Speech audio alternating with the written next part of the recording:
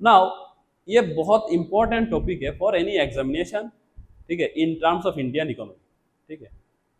तो actually this is basically about the labour force by occupation and GDP by sector. ये slide बहुत important है for any student participating in competitive examination. क्यों है? अच्छी तरह से स्लाइड को देखो। देखो हमारा जितना इंडिया का लेबर फोर्स है उनमें से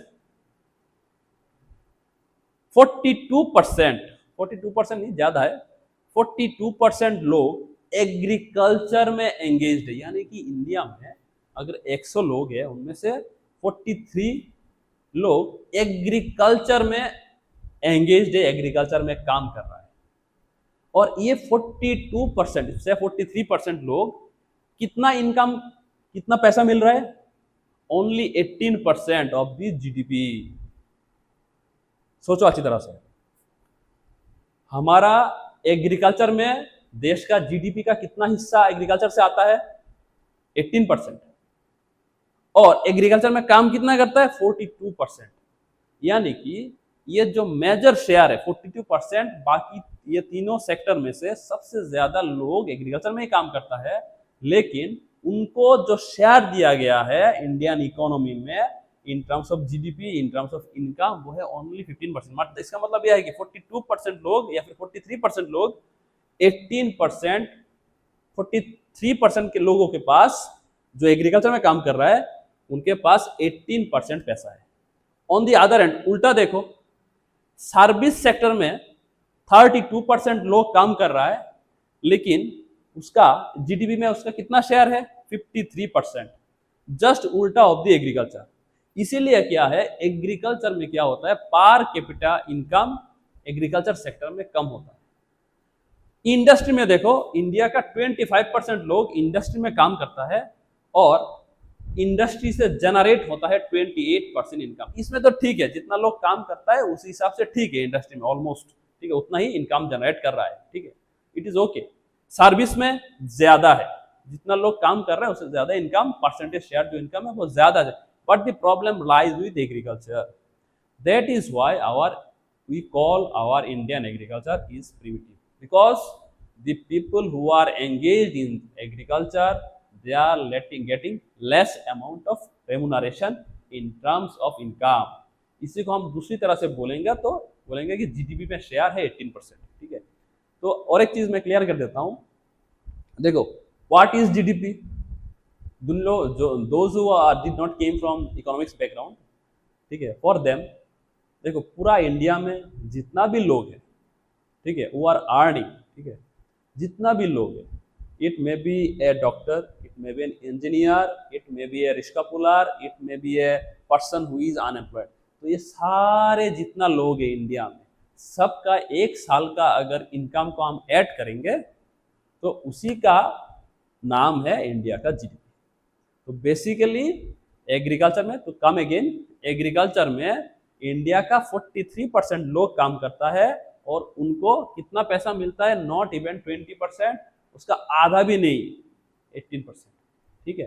अच्छा, अब इसमें और एक चीज आता है, ठीक है, ये बहुत कॉन्सेप्चुअल क्वेश्चन है, that is the different sectors of Indian economy. देखो इंडियन इकोनॉमी में 3 सेक्टर होता है, एग्रीकल्चर, इंडस्ट्री और सर्विस, ठीक है। ऐसा देखा गया है कि जिस कंट्री जितना डेवलप्ड होता है उसमें, उस कंट्री में जो लोग एग्रीकल्चर में डिपेंडेंट है उसका रेशियो कम होता जाता है। से इंडिया में एग्रीकल्चर में 42% है, जो डेवलप्ड कंट्री है लेट्स से यूएसए, उनमें देखोगे तो डेफिनेटली 42% से कम ही होगा लोग जो कि एग्रीकल्चर में एंगेज्ड है। तो इसका मतलब क्या है? इसका मतलब ऐसा है, इसका मतलब ऐसा मत सोचो कि अगर देश को डेवलप करना है तो एग्रीकल्चर में कम करना है, ऐसा नहीं। Basically the thing is, agriculture का जो रॉ मटेरियल्स है these are used by industry and service sector. तो अगर तुम एग्रीकल्चर का आउटपुट कम करोगे then these 2 sectors will also be get affected, ठीक है। इसलिए इसका मतलब ये नहीं कि एग्रीकल्चर का आउटपुट कम करना है, ऐसा नहीं है बिल्कुल। इसका मतलब ये है कि हमारा जो एग्रीकल्चर जो है उसको मॉडर्नाइज करना है, ठीक है, मॉडर्नाइज करना है। पर कैपिटल लैंड अवेलेबिलिटी ज्यादा करना है, उसका आउटपुट बढ़ाना है, लेकिन the people who are engaged in agriculture, ठीक है, they should be given other opportunities, other revenues, ठीक है। उससे क्या होगा, जो एग्रीकल्चर में एंगेज होगा उसको भी अच्छा रेवेन्यू मिलेगा, इनकम मिलेगा, अदर सेक्टर में जो होगा उसका भी रेवेन्यू अच्छा मिलेगा, और कोई भी सेक्टर रॉ मटेरियल के क्राइसिस से सफर नहीं करेगा। Remember, agriculture sector comes in primary sector. Primary sector कौन कौन सा सेक्टर है? जो सेक्टर रॉ मटेरियल प्रोड्यूस करता है सब आता है प्राइमरी सेक्टर में। जैसे कि एक नंबर में एग्रीकल्चर, माइनिंग, फॉरेस्ट्री, फिशरीज, ये सारे प्राइमरी में आते हैं। ये सारे रॉ मटेरियल प्रोड्यूस करता है। रॉ मटेरियल प्रोड्यूस करता है तो रॉ मटेरियल को यूज कौन करता है? यूज करता है सेकेंडरी सेक्टर। सेकेंडरी सेक्टर में क्या आता है? इंडस्ट्री। एग्रीकल्चर में जो गवार प्रोड्यूस होता है, that guar is used in the industry to produce glue. तो अगर एग्रीकल्चर में गवार प्रोड्यूस नहीं होगा तो इंडस्ट्री ग्लू कैसे बनाएगा? नहीं बना पाएगा, ठीक है। अब इंडस्ट्री में अगर कोई भी चीज प्रोड्यूस करना है तो उसके लिए कुछ सर्विसेज चाहिए, लोगों को काम करना होगा, ठीक है। रिस्क मिनिमाइजेशन के लिए इंश्योरेंस देना पड़ेगा। इंडस्ट्री में जो भी प्रोड्यूस हुआ है उसको हाउस होल्ड तक लेके जाने के लिए चाहिए होगा ट्रांसपोर्टेशन। सो ये सर्विस जो होता है, ट्रांसपोर्टेशन, इंश्योरेंस, बैंकिंग, फाइनेंस, ये सारा जो सर्विस ये काम सामता है टर्शियरी सेक्टर, ठीक है। तो इसको ध्यान रखना है। तो अल्टीमेटली हमने इस स्लाइड से क्या सीखा है? हमारा सबसे बड़ा चीज ये है कि इस स्लाइड से क्वेश्चन आ सकता है कि इंडिया में एग्रीकल्चर में कितने लोग who are employed in agriculture, how what is the contribution of agriculture में कितना लोग काम कर रहा है, इंडस्ट्री में कितना काम, सर्विस में। उल्टा भी क्वेश्चन आ सकता है कि एग्रीकल्चर इंडिया की इकोनॉमी में कितना कंट्रीब्यूट करता है, कितना? 18%। सो यहाँ पे you can see these are very important 6 questions. और एक क्वेश्चन जो कि बहुत इंपॉर्टेंट है, that is what is the GDP growth of India. ये बहुत इंपॉर्टेंट क्वेश्चन है। पहले ये क्वेश्चन बहुत आता है, लेकिन ये क्वेश्चन इंपॉर्टेंट भी है, but in last few question paper that I have seen in Tripura, आजकल ये क्वेश्चन आना कम हो गया लगता है, ठीक है। But anyway these are very important in terms of economy. मैं ये बोलने वाला था, इंडिया का जीडीपी का ग्रोथ कितना है। इन 2024 इट इज 8.22%, ठीक है। इन 2023 इट वाज 7.3%। इसको याद रख लेना, ये आ भी सकता है। Those who are preparing for TTADC, ZDO, for them, fortunately or unfortunately, I don't know, you have got some more time for revision, so prepare well, ठीक है। एंड यू नो त्रिपुरा में ऐसा कमी होता है कि 110 सीट्स एक साथ में बहुत कमी देखने को मिलता है।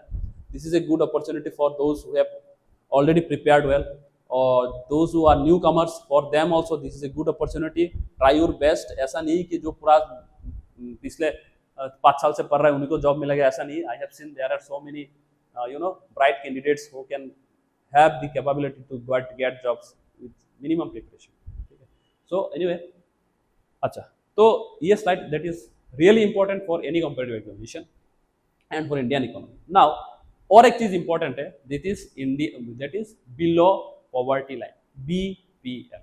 एक्चुअली हमारे इंडियन गवर्नमेंट, ठीक है, जो बिलो पॉवर्टी लाइन को जो डिफाइन किया है वो रूरल एरियाज के लिए अलग है और अर्बन एरियाज के लिए अलग है। अर्बन एरियाज के लिए अगर अर्बन एरियाज में कोई भी इंसान, ठीक है, 1286 रुपीज पर मंथ कमा रहा है, then he is not BPL, ठीक है।